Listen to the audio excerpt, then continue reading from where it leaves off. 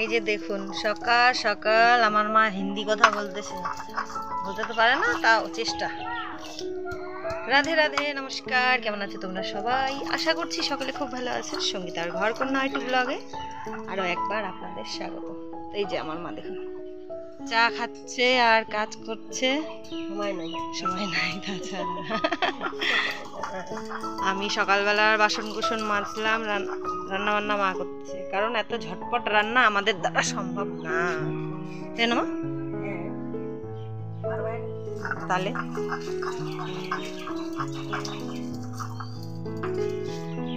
ওই যে এখানে রান্না বান্না হচ্ছে।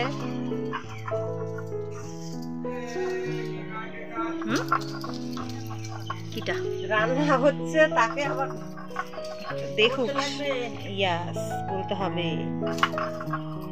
আর রান্না বান্না করে খাওয়া দাওয়া হবে, তারপরে যাবে আরো ঘাস কাটতে।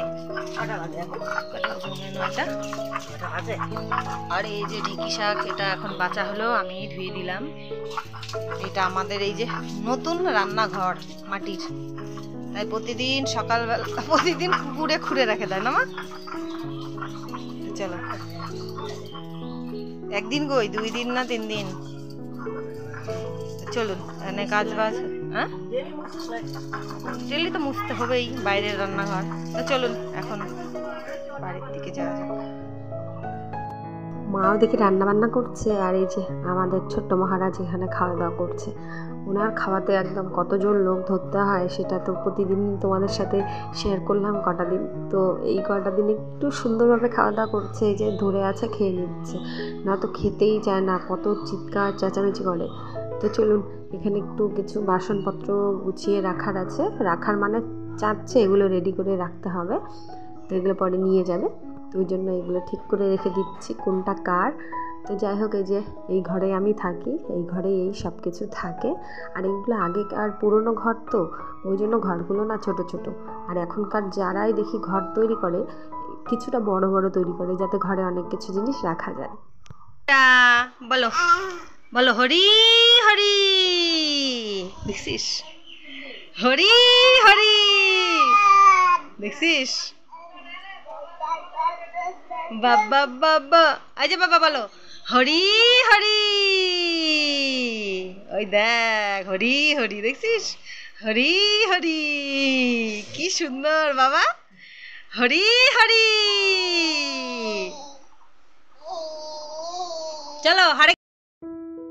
আর ইনার এই যে খাওয়া দাওয়া শেষ, এখন পরিষ্কার করে দিচ্ছে, কিন্তু প্রচণ্ড বিরক্ত হয়ে যাচ্ছে, মানে খেলছে তো খেলার মধ্যে এই যে মোছা কোছা পরিষ্কারগুলো করে দিচ্ছে, তখন করে বিরক্ত হয়ে যাচ্ছে।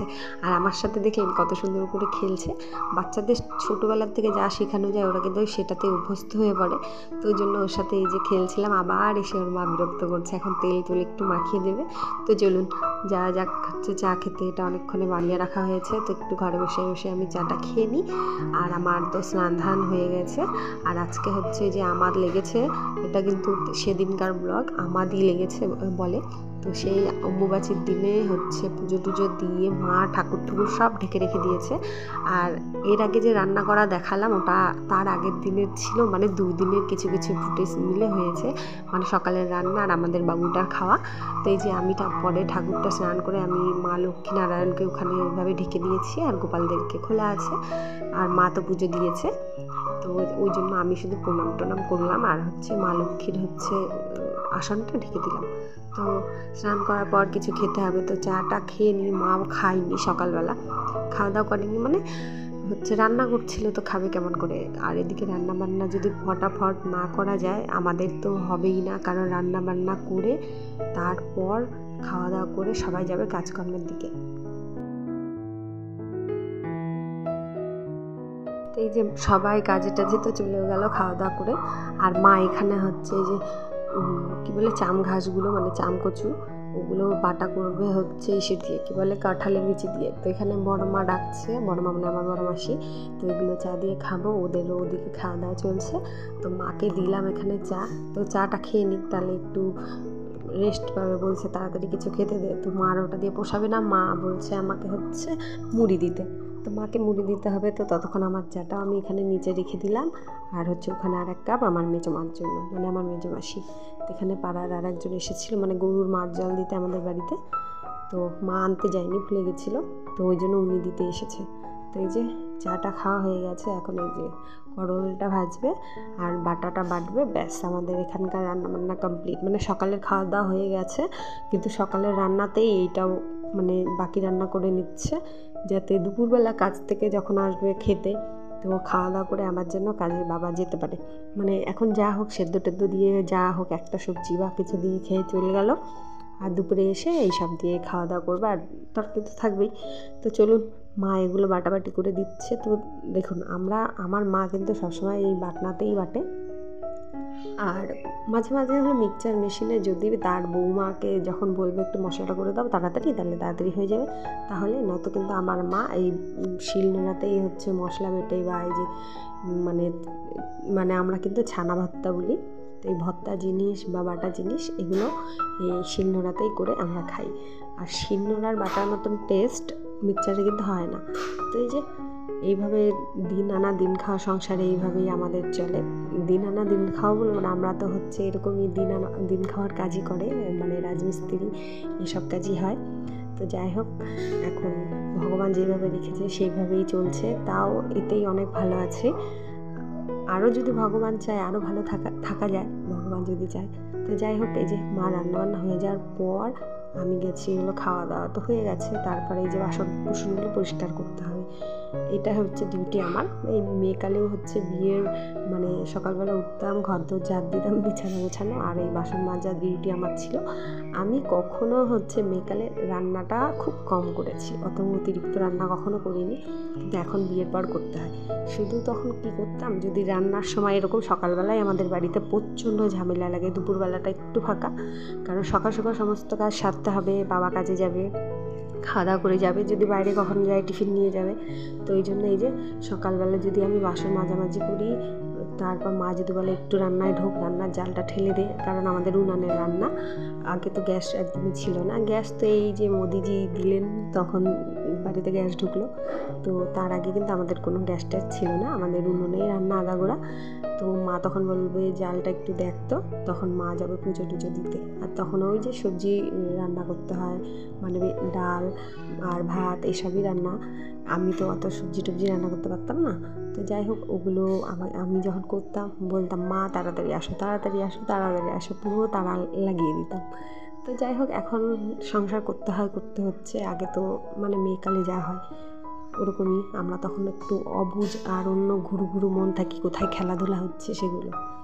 তো এদিকে বাড়ির কাজ টাজ করে এই যে আসলাম বিকেলবেলা, মানে সারাদিন চলে গেছে, কিন্তু আর কোনো কিছু শেয়ার করি নাই তোমাদের সাথে। তো এই যে দিদিদের বাড়িতে আসছি জল নিতে, তো দেখুন কতগুলো হাঁসের বাচ্চা ফুটিয়েছে, প্রায় 60টা মতো। তো ভালো লাগছে, বা হাঁসের বাচ্চাগুলোকেও ছোটোবেলায় কত কিউট কিউট সুন্দর সুন্দর লাগে। তো এই যে ছেলে পাম্প করছে আর আমি জল ভরবো, আর এখান থেকে গিয়ে হচ্ছে আবার বিছানাগুলো গোছাতে হবে। কয়েকদিন তো পুরো ঢালা বর্ষা গেল, তো ওই জন্য কী হয়েছে, বিছানাগুলো কীরকম সাথে হয়ে গেছিলো, তো ওগুলো গিয়ে বিছানাগুলো আমি ঝেড়ে ঝেড়ে বিছানা পারবো।